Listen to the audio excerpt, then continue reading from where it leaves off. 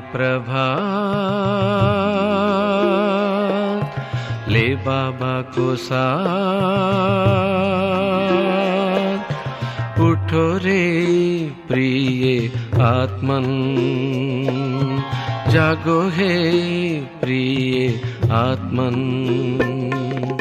फरिश्तों के संग संग बाबा है पधारे, फरिश्तों के संग संग बाबा है पधारे। प्रीतम से कर मिलन, जागो आत्मन, उठो आत्मन।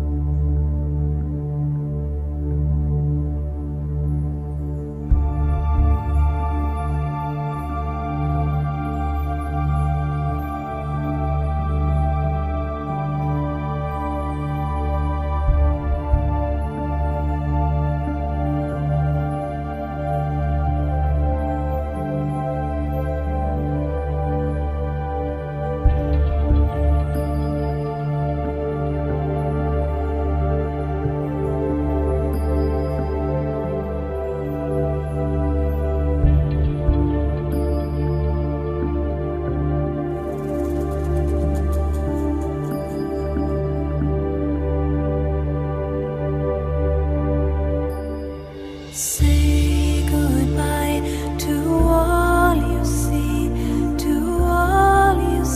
with these eyes. Say goodbye to all you've been, to all your needs and desires. Fly above the silent ocean and to the purest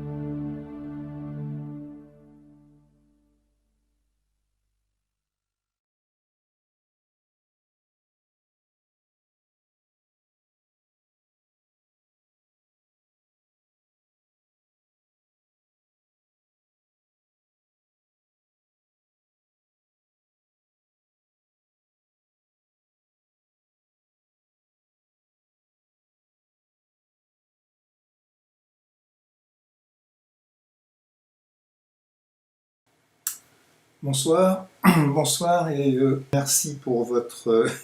Je dis toujours merci pour votre silence, mais là je sens que vous êtes silencieux donc de l'autre côté de la connexion.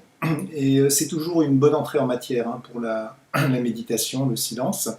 On espère que tout le monde va bien.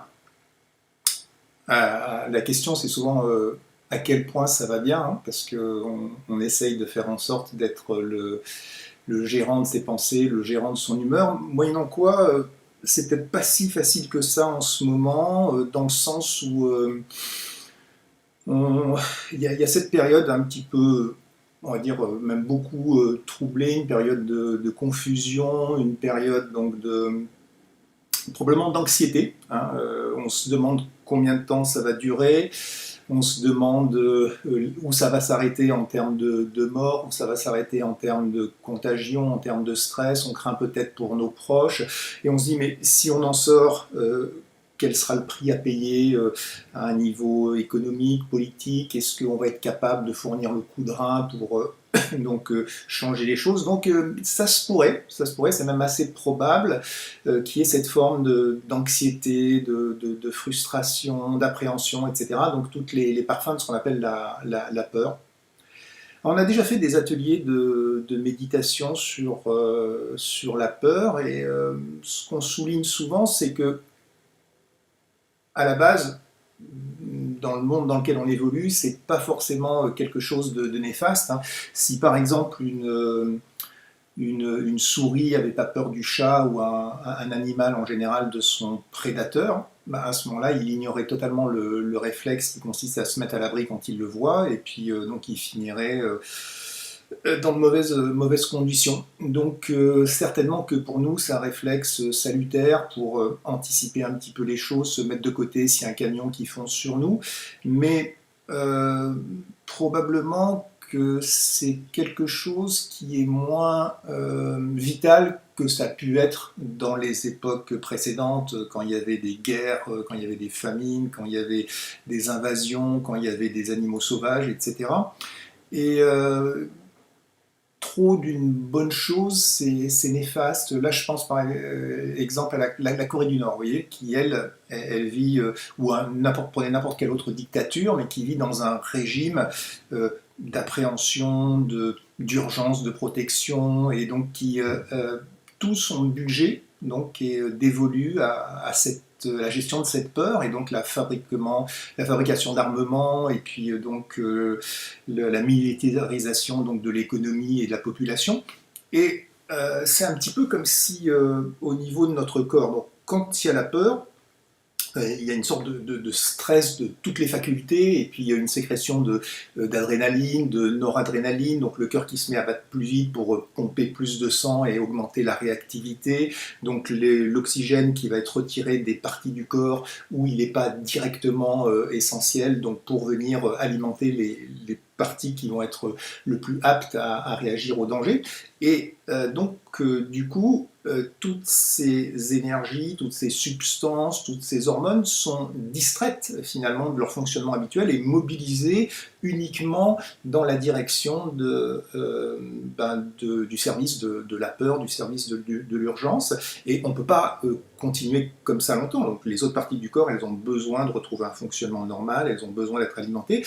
Et de la même façon, si on regarde une dictature qui, elle, fonctionne sur le mode de la peur, et ben, forcément, c'est des budgets qui ne vont pas à l'éducation, c'est des budgets qui ne vont pas à la recherche, qui ne vont pas au social, etc.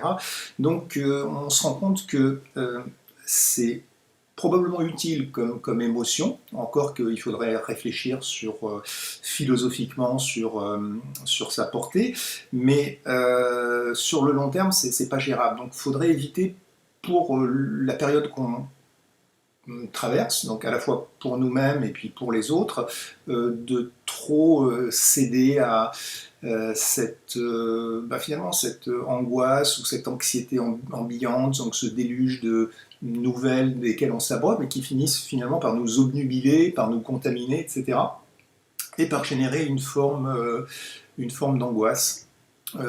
Et donc on s'installe dedans, et puis s'installant dedans, nous-mêmes on contribue à la propager, parce que ce qu'on relaie, c'est un petit peu des choses dans ce même registre. Alors il y a des bonnes nouvelles qui existent à côté, et puis très certainement que ça serait possible aussi de relativiser la situation. Et hier j'avais un yogi de ma connaissance sur Marseille qui me faisait part des chiffres donc de l'épidémie sur la région PACA, donc Provence-Alpes-Côte d'Azur, et apparemment c'était donc 48 décès et puis 200, peut-être 300 cas, mais avec déjà des guérisons. Donc il n'y a pas lieu au niveau où par exemple, nous, on se situe, de trop angoisser, et puis on peut peut-être se focaliser sur le côté donc positif, et puis essayer de maintenir. Le virus, il existe physiquement, mais la peur, on peut l'envisager aussi comme une autre forme de virus. Alors, comment est-ce qu'on pourrait faire ça? Comment est-ce qu'on pourrait s'aider de la méditation ou de la sagesse indienne dans laquelle la méditation donc, trouve ses racines? À votre avis, qu'est-ce que ça pourrait être l'antidote de la peur? S'il y avait une antidote de la peur, comme on cherche désespérément un vaccin pour le virus, l'antidote de la peur, ça pourrait être quoi? Alors,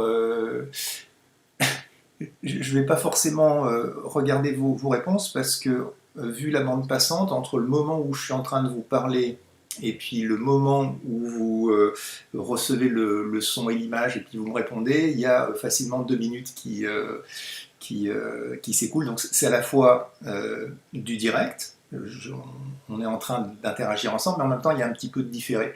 Donc l'antidote de la peur, certains pourraient répondre, moi c'est le courage, ou alors c'est la lucidité, c'est-à-dire que je m'informe et puis j'essaye de démystifier un petit peu avec beaucoup d'informations, donc de me faire ma propre religion, etc. En fait, ici on a plaisir, et puis on a l'habitude aussi de situer ça du côté du détachement. Détachement, donc comme l'antidote à la peur. Pourquoi? Qu'est-ce que ça pourrait être donc le mécanisme derrière ça? Eh bien, il faudrait voir que la peur, en général, elle peut assez facilement s'envisager comme la peur de perdre. Donc de perdre quelque chose, que ça soit perdre la face, que ça soit perdre son job, que ça soit perdre un proche, que ça soit perdre une partie, perdre une guerre, etc. Donc en général, la peur, c'est toujours associé à une notion d'attachement. Je suis attaché à un résultat, je suis attaché à une situation, je suis attaché à une personne, je suis attaché à des prérogatives, etc. Ce qui fait que donc ce qu'on serait amené à faire là, ça serait de remettre en question cette notion d'attachement. C'est une notion centrale dans le bouddhisme, dans l'hindouisme, dans beaucoup d'autres traditions, mais principalement donc, dans ces traditions du sud-est asiatique, où ça a été identifié donc, comme le but un petit peu du développement personnel, du développement spirituel, ça serait le détachement. Et même en sens inverse, dès qu'il y a attachement, c'est stigmatisé ou pointé du doigt, donc comme le début, ou comme plutôt la fin de la vérité.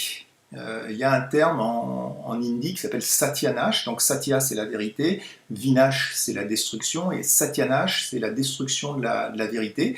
Et il y a une séquence comme ça où c'est imperceptible, mais on commence à avoir une inclination, c'est-à-dire qu'on regarde quelque chose, ça nous semble désirable, et on se dit, bah tiens, pourquoi pas, peut-être bien que je pourrais faire l'essai, un galop d'essai, peut-être que je pourrais me rapprocher telle ou telle personne, tel ou tel endroit, telle ou telle compagnie, telle ou telle possession, etc. Et de cette inclination naît ensuite donc une familiarité, une appréciation. De cette appréciation naît un attachement, et dès qu'il y a l'attachement, à ce moment-là, assez facilement, on va en vouloir plus, donc ça nous a plu, ça nous a satisfait, donc on en veut plus. Si on l'a pas, il va y avoir derrière de la frustration, de la colère. Si on l'a, à ce moment-là, il va y avoir peut-être la peur qu'on nous le prenne, qu'on vienne à en manquer, qu'on nous le dérobe, etc. Donc, du coup, font irruption dans l'esprit l'avidité, la colère, la peur, donc toute une kyrielle comme ça de faiblesse de caractère, et là, c'est ce qui pointe. Ils disent, à ce moment-là, l'intellect est endommagé dans son fonctionnement par cette fonction de l'attachement, et donc si l'intellect ne fonctionne plus, c'est la fin de la vérité, parce qu'on va s'inventer toutes sortes de prétextes ensuite pour céder à ces pulsions. C'est ce qu'ils disent aussi en Inde. Ils disent, si on s'interroge sur la perte, ils disent si vous avez perdu de l'argent, de la richesse, rien n'est perdu. Si vous avez perdu la santé, ouais, là il y a quelque chose qui a été perdu et il va falloir œuvrer donc pour la recouvrer, parce que c'est pas plaisant, c'est pas donc gérable sur le long terme. Par contre, si vous avez perdu votre caractère, si vous avez perdu vos qualités, votre authenticité, votre vérité, à ce moment-là tout est perdu. Donc ce mécanisme de destruction de la vérité attaché, corrélé à cette notion d'attachement. Alors c'est bien de le concevoir philosophiquement, mais après on peut essayer de l'appliquer dans certains champs de notre existence de façon à peut-être dédramatiser ou mettre en perspective les peurs qui seraient liées à ces attachements. Alors, les attachements, on a fait des ateliers de méditation en long et en large sur le sujet, il y en a des dizaines, hein. Donc c'est l'attachement qu'on a souvent décrit temporaire. Par exemple, je vais acheter un vêtement et puis si quelqu'un a le malheur donc de renverser du café dessus, ou si quelqu'un va pas remarquer ma nouvelle robe ou ma nouvelle coiffure pour autant, ça va me faire quelque chose, parce que temporairement je me serais identifié à cet objet. Donc ça peut être temporaire, ça peut être donc aussi sur la durée, je suis attaché à un endroit, je suis attaché à une nationalité, je suis attaché à une religion, je suis attaché à une croyance, et je suis prêt à me battre, parce que quand ça s'est remis en question, c'est moi-même qui suis remis en question. Vous voyez, attachement, identification. Donc dès lors qu'il y aurait une peur, ça serait bien qu'on soit amené à identifier donc quel est l'attachement derrière, probablement quelle est l'identification aussi. Donc je m'identifie à quoi, et ce qui fait que je suis attaché, donc ça peut être à mon image, ça peut être à mon histoire, ça peut être à mes relations, etc. Donc tout un tas de choses, et puis ensuite faire certainement un travail de déconstruction. Derrière toutes les peurs, on pourrait dire que finalement aussi il y a la peur de la mort, non, hein, parce que perdre la face, donc c'est une petite façon aussi d'être annihilé, d'être mis en question. Donc on a notre ego qui vacille donc sur ses fondations. Perdre de n'importe quoi, c'est assimilé à une sorte de destruction, c'est assimilé à une remise en question de notre existence. Donc derrière, il y a cette peur de notre disparition, donc la peur de la mort. Il y a une histoire comme ça, directement issue du bouddhisme, et c'est une mère de famille, une villageoise, qui vient voir une fois le Bouddha, et puis qui lui dit maître, mon enfant est mort. Voilà, ça s'est passé donc il y a une demi-heure, trois quarts d'heure. Je vous en prie, vous qui avez des pouvoirs, vous qui avez donc ce charisme, ramenez-moi mon enfant à l'existence, je sais que vous le pouvez. Le Bouddha opine de la tête, il dit oui, c'est vrai, c'est possible, j'ai ce pouvoir, on va commencer. Simplement, j'ai besoin d'un ingrédient pour mener à bien la cérémonie, et il me faudrait juste quelques graines de moutarde que je vais mettre dans une sorte de potion, mais ces graines de moutarde, pour que ça soit efficace, il faut que ça vienne d'une maison où jamais personne ne soit décédé, parce que sinon elle serait contaminée par l'énergie de mort. La villageoise, elle se sent plus de joie, et puis donc elle court à la première maison. S'il vous plaît, est-ce que vous pouvez me donner quelques graines de moutarde? C'est urgent. Donc la personne qu'elle connaît bien s'exécute, va lui chercher la graine de moutarde. Puis au moment de partir, elle se ravise, elle dit, mais à propos, dans votre maison, il n'y a pas votre oncle là qui est mort il y a 3 mois? Ah si, d'ailleurs tu étais toi-même là à l'enterrement. Et donc elle dit, non, c'est pas possible, il faut que j'aille ailleurs. Donc là, elle va en périphérie du village, et puis elle va dans une autre maison. Mais en fait, dans l'autre maison, puis dans toutes les maisons après, il y a toujours quelqu'un. C'était soit le nouveau-né qui était né en couche, c'était soit le grand-père qui était mort de son grand âge, soit le mari qui était mort donc à la guerre ou au champ, etc. Et donc, au bout de 4 heures, 5 heures, elle revient vers le Bouddha, et puis donc les bras ballants, un petit peu effondrés, et puis elle dit voilà, j'ai rien trouvé. Mais au moment même où elle dit ça, donc il y a le visage de compassion aussi du Bouddha qui la regarde, et elle réalise donc que la mort, c'est un phénomène donc inévitable. C'est une partie constitutive de l'existence humaine, et donc il n'y a pas lieu de... Finalement, s'il y a une certitude dans l'existence, c'est cette disparition. Et donc, il y a juste à accepter et puis à donner quitus, l'âme, la personne qu'on aimait, donc, qui était là, avec qui on avait fait un brin de route. Donc, elle est partie, elle continue son chemin. D'ailleurs, si on s'intéresse, on parle du bouddhisme, mais 75% des personnes, faites le test autour de vous. Sous nos latitudes, les personnes vont plutôt être de nature, de tradition chrétienne, mais donc eux, pour beaucoup, ils vont croire dans une vie après la mort, donc ça veut dire que l'âme continue son chemin, et donc si, comme c'est la mode actuellement, beaucoup de gens se piquent d'hindouisme ou de bouddhisme, ils vont aussi dire que l'âme donc a quitté sa dépouille mortelle, et puis ensuite reprend une autre enveloppe corporelle. Donc ça veut dire que quand même, pour un maximum de gens, en arrière-plan, il y a cette croyance qu'il y a quelque chose qui continue. Alors, sous quelle forme, c'est débattable, mais il y a cette croyance-là. Donc, à partir de là, qu'est-ce qu'on va se cramponner, qu'est-ce qu'on va se lamenter? Et même quand on va en Inde, nous, le conseil que nous donnent les yogis, si jamais on avait un décès dans notre famille ou chez nos amis, c'est de surtout pas se lamenter, parce que on est en train finalement de tirer ce qui faisait la nature de la personne qu'on aimait, ce qui faisait son essence.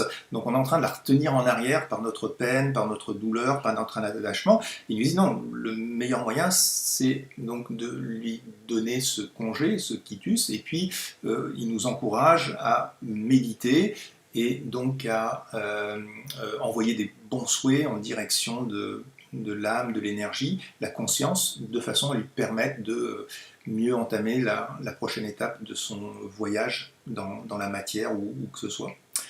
Donc, on pourrait méditer un petit peu là-dessus, et notamment, on parlait du Bouddha, mais s'inspirer, je ne sais pas si on est sur Nice ici, si de temps en temps vous allez au musée des arts asiatiques, mais il y a tous ces statuaires qui sont très très inspirantes, et avec ce visage donc, de ces Bouddhas ou de ces méditants, et quand on les regarde, on se dit waouh, ceux-là ils ont trouvé quelque chose, ils ont trouvé une réponse, ils ont trouvé une sérénité, ils ont trouvé une stabilité, c'est ça que je veux. Donc on pourrait essayer de méditer 3-4 minutes en essayant de soi-même se projeter ou se refléter dans ce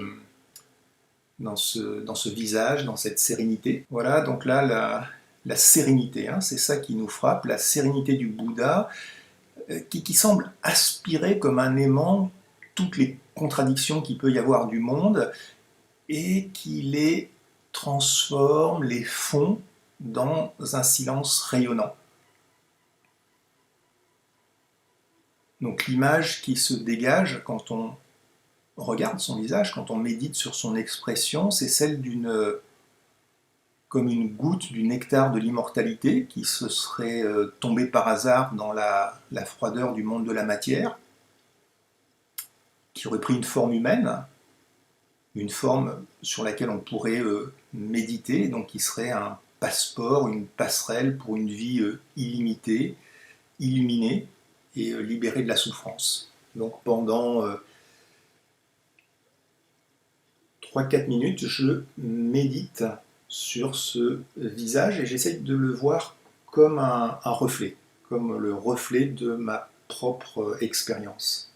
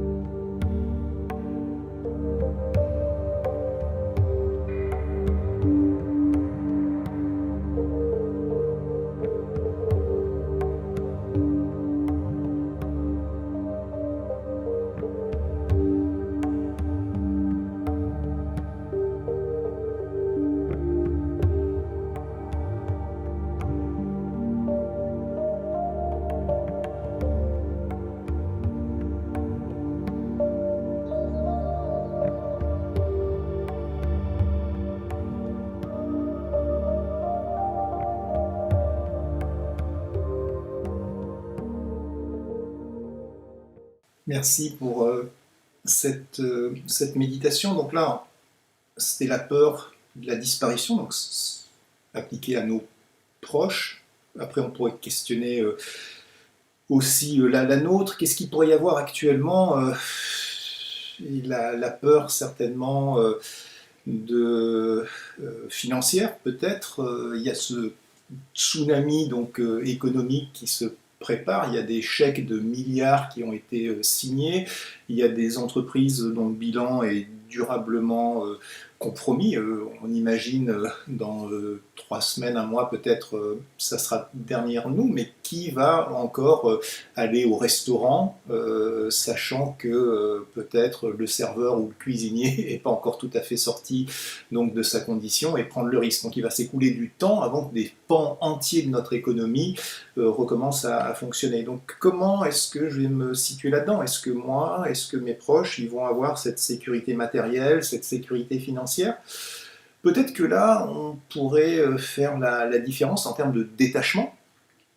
Donc déjà faire confiance peut-être aux instances gouvernementales européennes qui n'ont pas l'intention donc de laisser l'économie s'effondrer. Donc il pourrait y avoir déjà quelque chose qui viendrait de ce côté. Et puis surtout pour nous, se dire finalement de quoi est-ce que j'ai besoin, hein. Donc toujours cette différenciation entre les besoins et les envies. En Inde aussi, donc, ce qu'ils nous disent, vous avez besoin de 2 chapatis. Donc 2 chapatis, c'est 2 galettes de blé par jour. Donc pour permettre à l'organisme donc, de continuer à vivre, probablement les besoins élémentaires, donc un toit, de l'eau, voilà, 2-3 choses à manger pour ne pas dépérir, mais est-ce que j'ai besoin de plus? Est-ce que j'ai besoin d'avoir des kiwis qui viendraient de Nouvelle-Zélande ou des avocats qui viendraient du Pérou?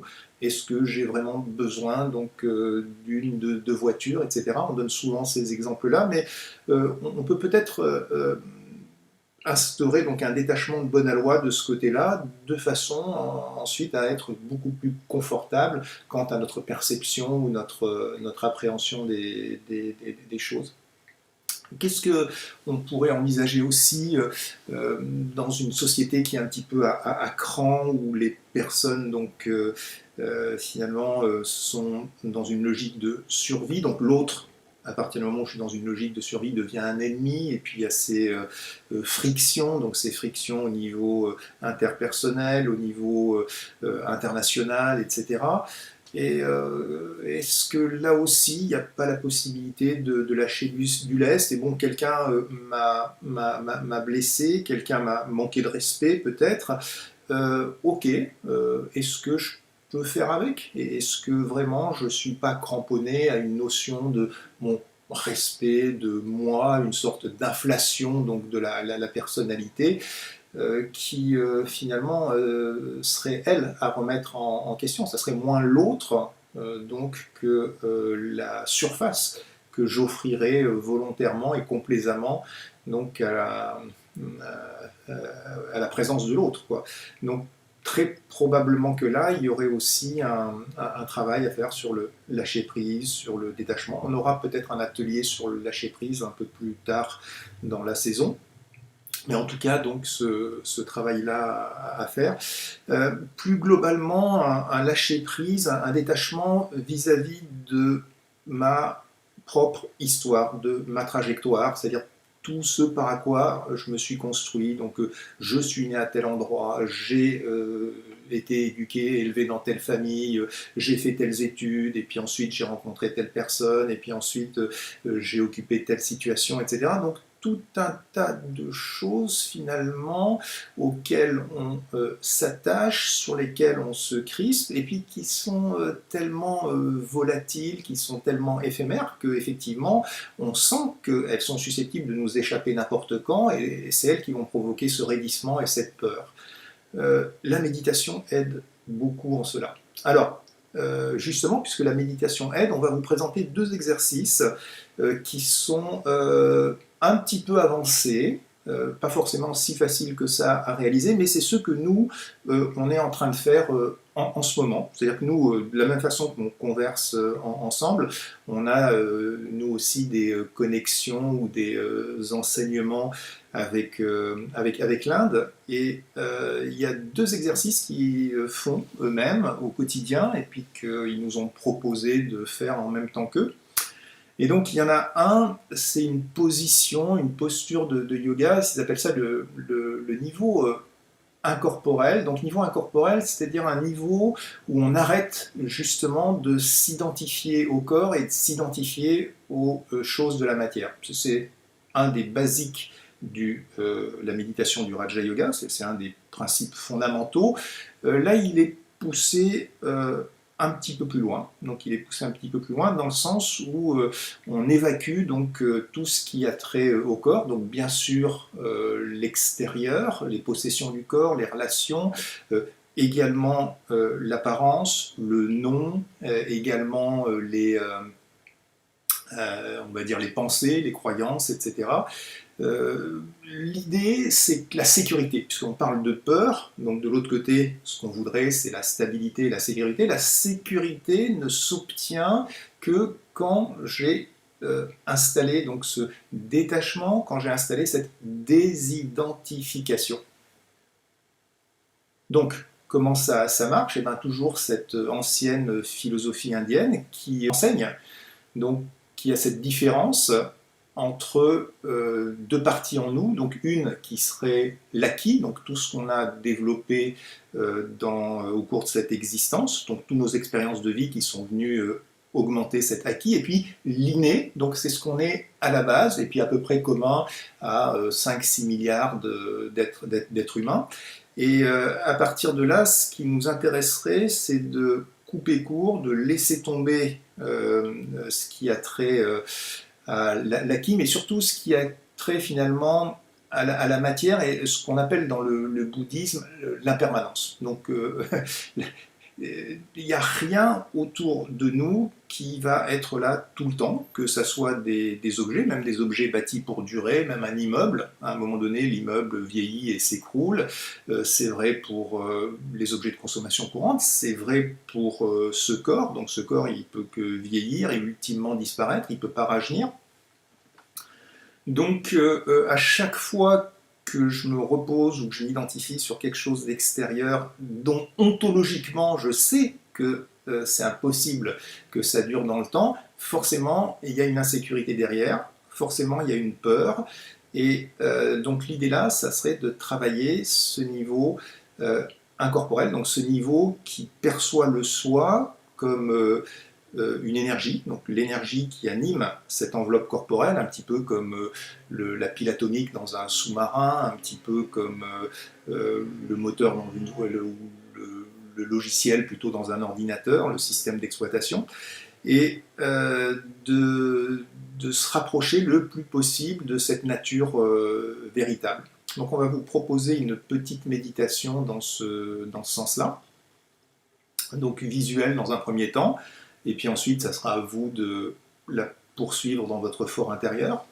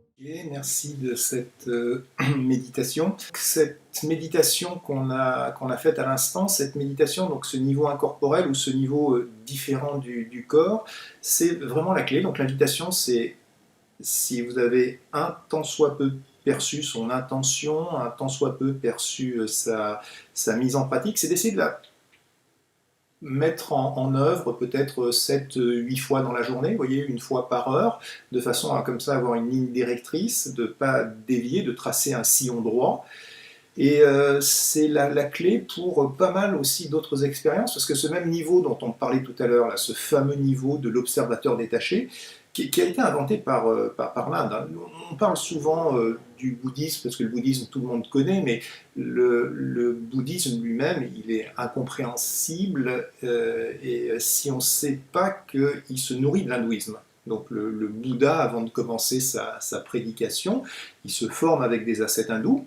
J'ai été, moi, dans la forêt de Sarnath, à côté de Bénarès, et puis on voit donc l'endroit où ça s'est passé, où il initie ensuite ses propres maîtres, et donc il leur fait part de ses réalisations, mais lui-même, sa méditation se nourrit de la méditation hindouiste.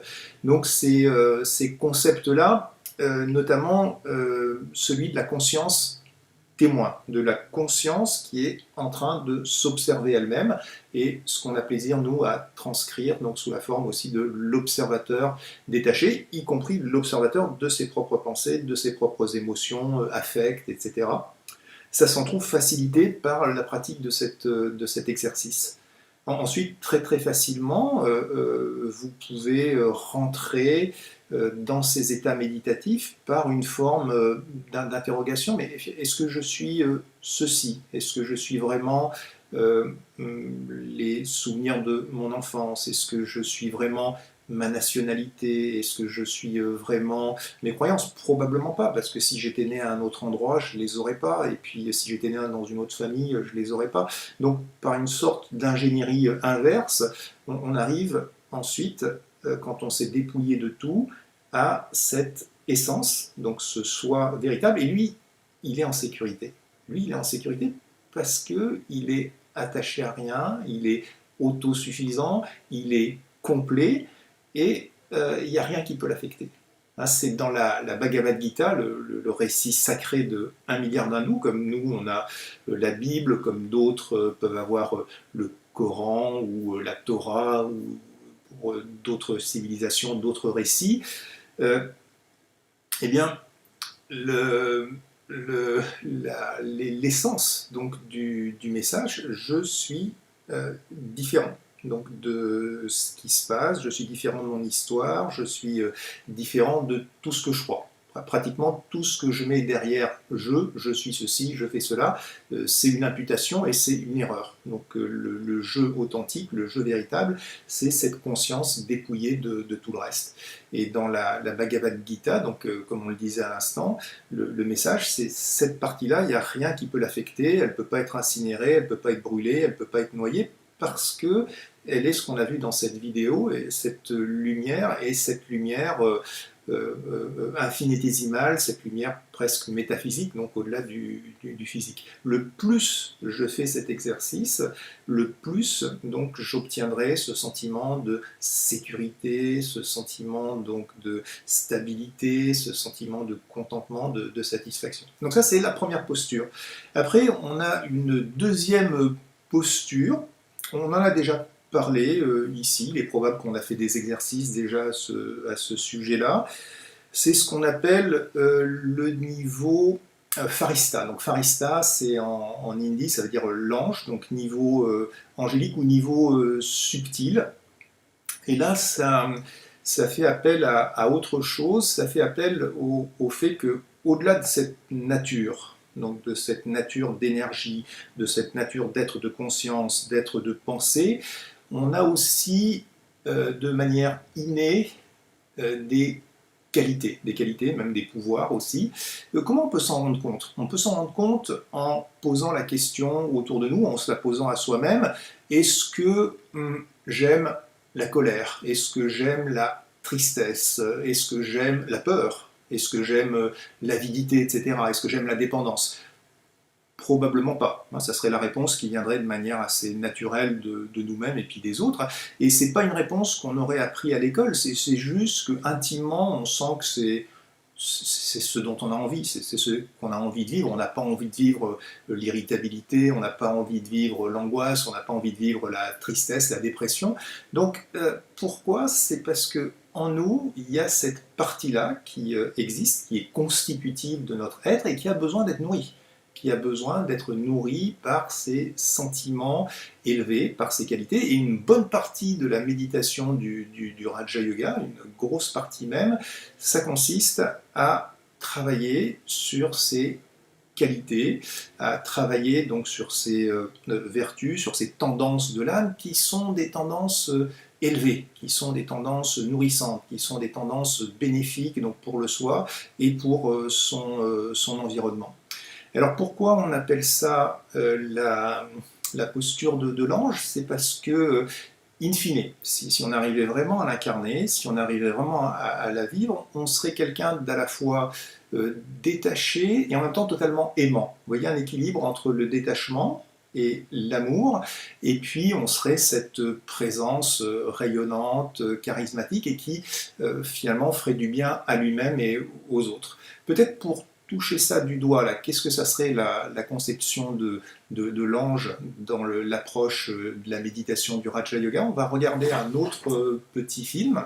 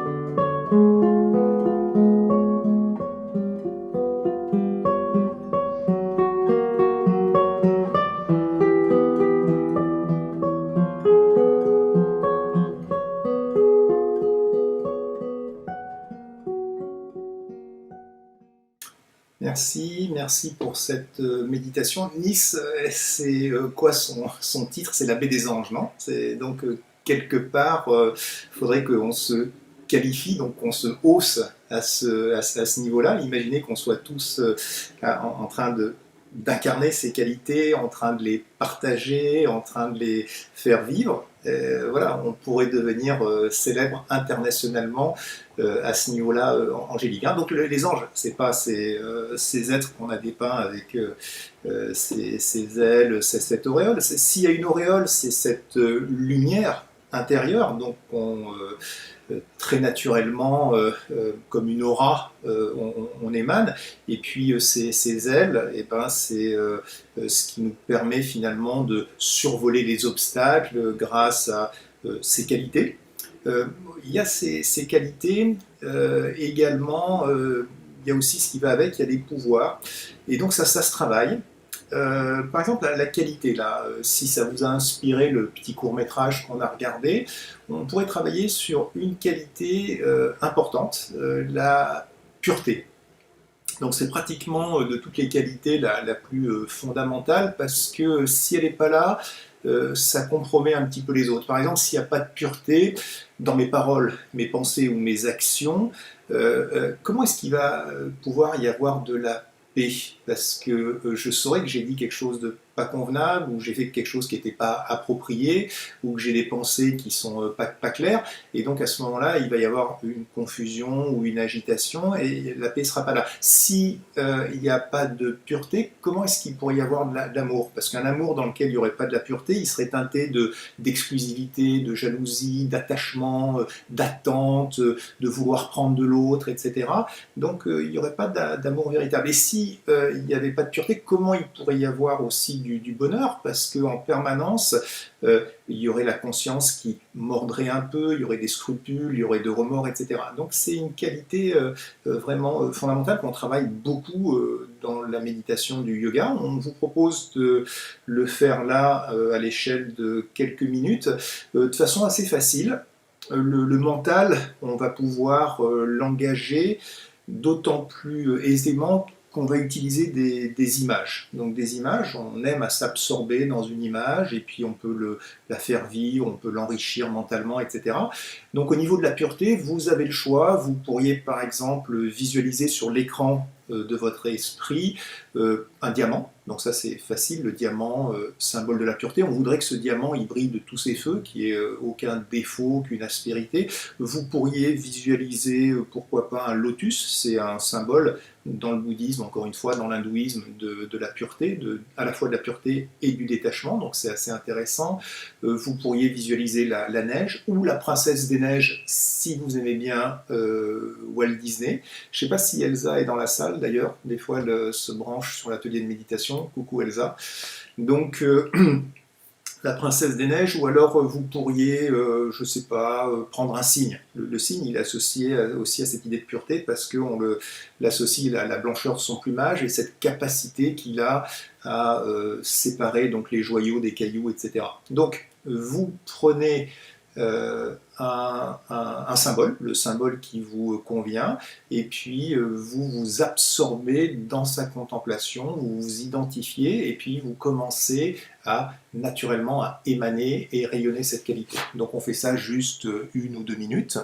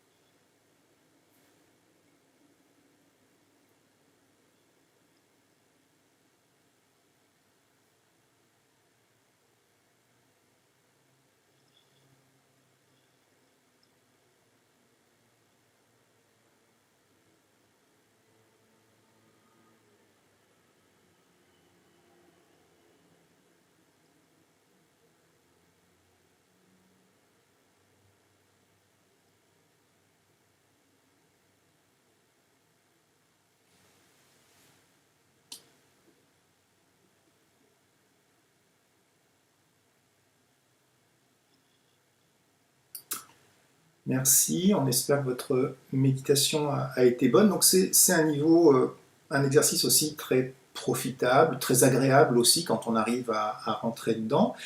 Et on vous conseille également de le faire autant que vous pouvez. Actuellement, on a du temps. On a du temps quand on sera sorti de cette période donc, de confinement, de cette période de temps incertain, on regrettera probablement de ne pas s'être investi plus dans tout ce qu'on n'a pas le temps de faire d'habitude. Et pour une fois, donc, on dit il y a deux richesses, les deux plus grandes richesses, donc c'est le trésor des pensées, qu'est-ce que je fais avec mes pensées, et le deuxième c'est qu'est-ce que je fais avec mon temps. Et là, on a du temps. Donc c'est pour ça qu'on se permet, au niveau de ces exercices, de vous proposer là aussi de le faire peut-être 8 fois dans la journée, à raison d'une fois par heure ou d'une fois tous les 2 heures en fonction de votre emploi du temps. Imaginez que vous fassiez ces deux exercices, donc niveau incorporel et puis niveau subtil, si on ne veut pas dire niveau angélique, on va dire niveau subtil. À la fin, on n'est pas le même. Donc à la fin, on n'est pas le même. On a nourri cette partie-là de nous-mêmes qui, elle, connaît pas la peur. Donc, parce qu'on est connecté à cette éternité, parce qu'on est connecté à cette plénitude, il n'y a pas de sensation de manquer, il n'y a pas de sensation d'être en risque de perdre quoi que ce soit. Profitable pour soi-même, également profitable pour les autres. Le maître mot actuellement, c'est cette distance sociale qu'on maintient avec les autres. Mais déjà, pour nous, ça serait exactement l'inverse. Il s'agirait de se rapprocher de nous-mêmes. Voyez-vous, à la faveur de cet exercice, donc la distance sociale, donc pour nous-mêmes, ça serait l'occasion de se rapprocher de nous-mêmes, et puis en même temps, quelque part de se rapprocher des autres, parce qu'on est à ce moment dans le temps où probablement on n'a jamais été aussi proche, c'est-à-dire 7 milliards, 8 milliards d'êtres humains, et qui vivent quelque part la même expérience. Donc une expérience de confusion, une expérience d'incertitude, une expérience d'espoir, peut-être dans des lendemains qui vont chanter, dans une nouvelle dynamique, un redémarrage, mais on est tous à peu près sur la même longueur d'onde. Si on veut bien évacuer tous ceux qui se complaisent un petit peu dans les aspects négatifs de la situation, mais même ceux-là, quelque part, ils sont travaillés aussi probablement en sous-main, donc par les mêmes sensations. On est en phase. Donc on est en phase, et donc à ce moment-là, du fait qu'on est connecté, comme ces yogis qu'on voyait dans le dernier atelier de méditation, là, dans la dernière méditation, on est connecté. Et alors, qu'est-ce que j'envoie sur ce réseau subtil, hein. Donc il y en a plein qui sont en train d'envoyer des choses sur les WhatsApp, les Instagram, les Facebook, etc. Mais moi, qu'est-ce que j'envoie dans ce réseau subtil, dans cette émission donc de pensée, de vibration, etc. Eh bien, j'envoie ces qualités, j'envoie ces pouvoirs. Dans cette méditation, on travaille sur les qualités, on travaille sur les pouvoirs, on travaille sur ses postures mentales, etc.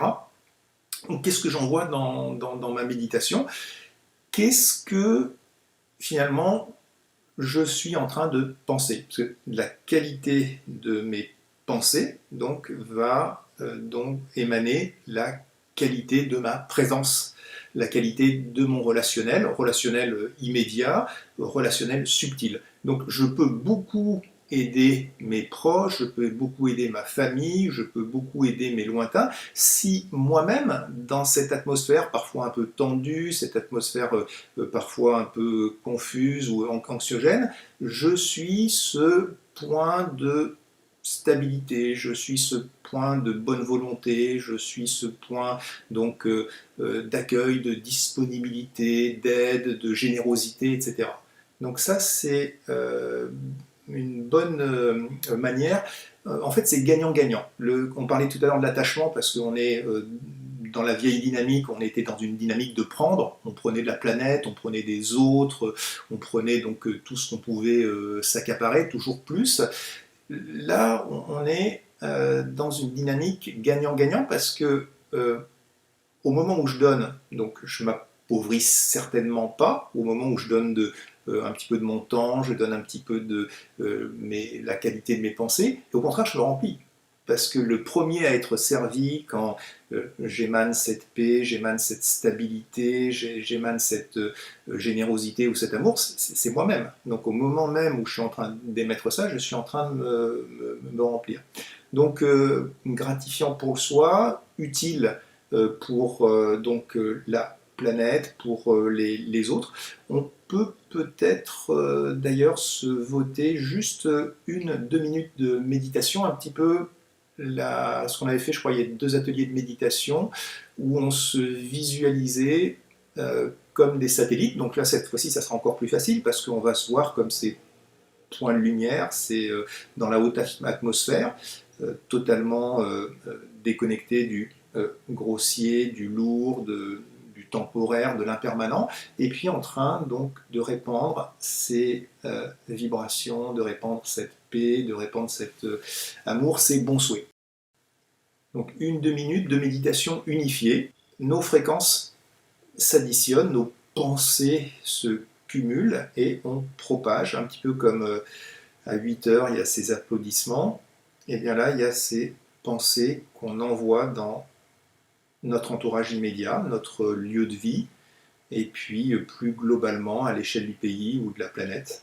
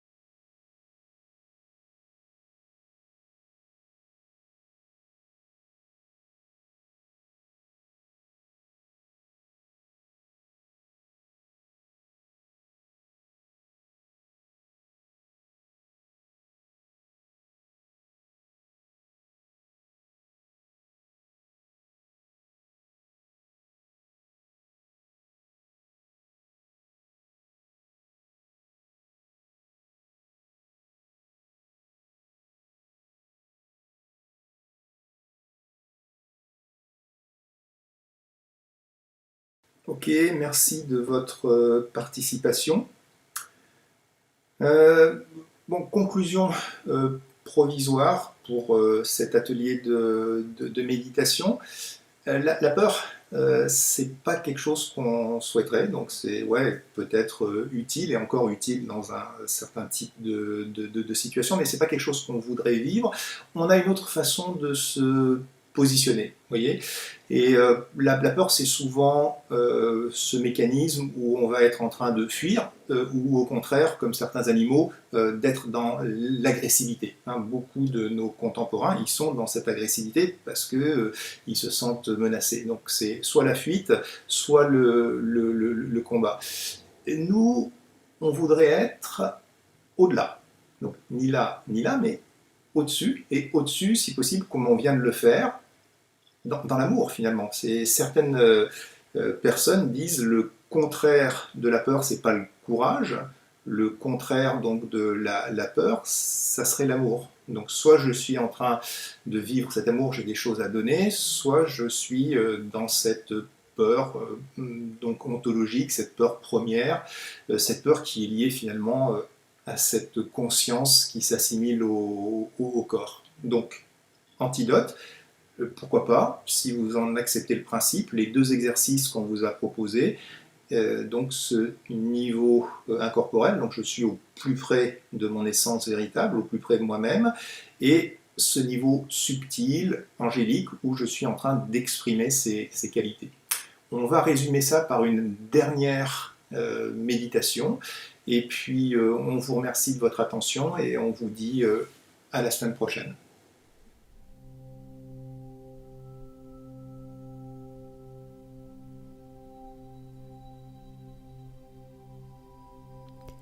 Fear is like a great magician that casts the illusion that I have something that the world can take away from me. It makes me believe that love can be taken away, that peace can be taken away, that even my life can be taken away. To dispel this illusion, I have to be willing to go on an inward journey, away from the physical world and into the ocean of my spiritual being.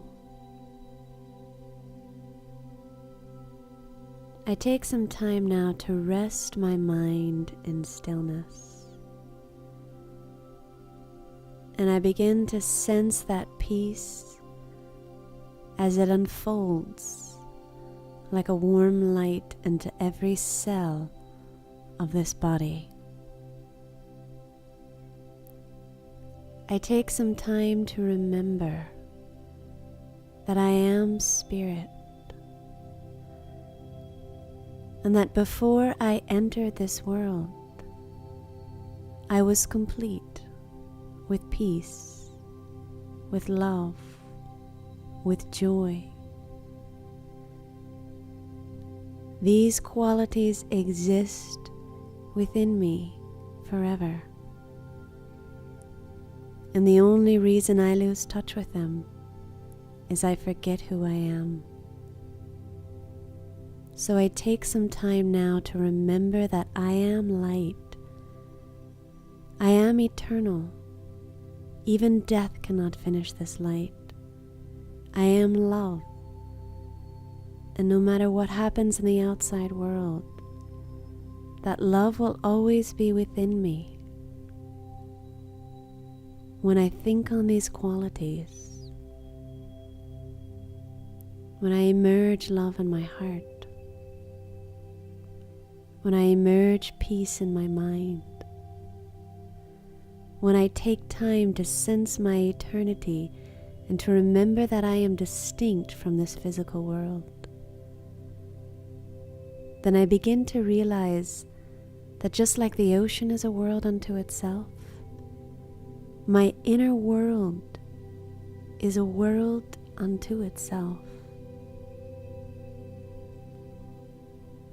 My inner world is full of qualities.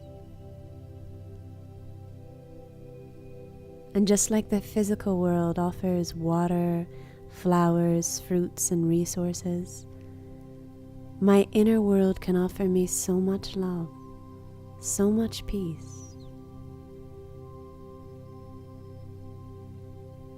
so much comfort that no external situation can shake me. The more I practice this awareness that I am light, and that the experience of these qualities continues eternally, independent of anything that can happen in the outside world, the more I realize that I am incorporeal, pure, and light, the easier it will be to dispel the illusion of fear. And I will realize I have nothing the world can take away from me. Because regardless of anything that happens, I am always light. I am always peace. I am always light.